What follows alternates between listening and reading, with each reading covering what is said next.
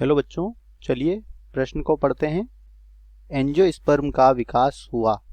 पहला विकल्प है कार्बोनिफेरस में, दूसरा है क्रिटेशियस में, तीसरा है ट्रायसिक में और चौथा है टर्शरी में। तो बच्चों हमें बताना है यहाँ पर कि एंजियोस्पर्म का विकास कब हुआ था। तो इन विकल्पों को हम हिंदी में लिख लेते हैं। पहला है कार्बोनिफेरस, ठीक है, कार्बोनिफेरस में। दूसरा है क्रिटेशियस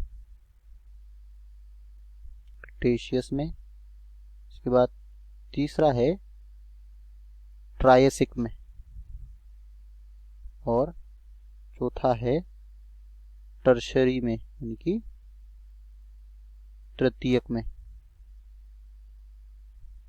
तो बच्चों चलिए बात करते हैं इस प्रश्न की मुख्य अवधारणा, जिसमें हम बात करेंगे एंजियोस्पर्म के विकास के बारे में, ठीक है।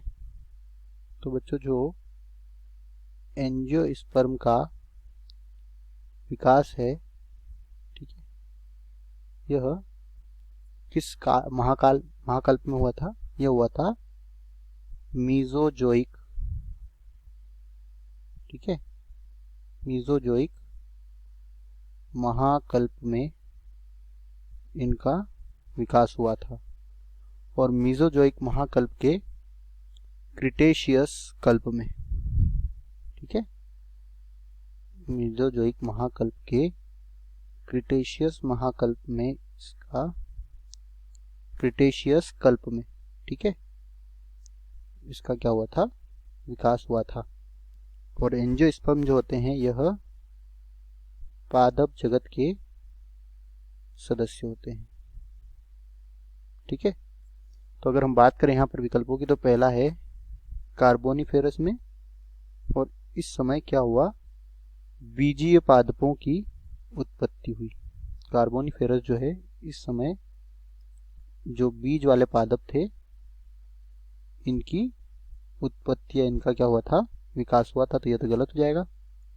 क्रिटेशियस में एंजियोस्पर्म का विकास हुआ, यह सही है। ट्रायसिक में तो यहाँ पर क्या हुआ? जिम्नोस्पर्म का विकास हुआ, ठीक है। और चौथा और आखिरी विकल्प है टर्शरी में। तो टर्शरी में क्या हुआ? जो एंजियोस्पर्म थे यह इनके वनों का विकास हुआ। एंजियोस्पर्म के वनों का विकास हुआ, यानी कि यह इनका विकास जो है चरम पर था। तो यह तो गलत हो जाएगा।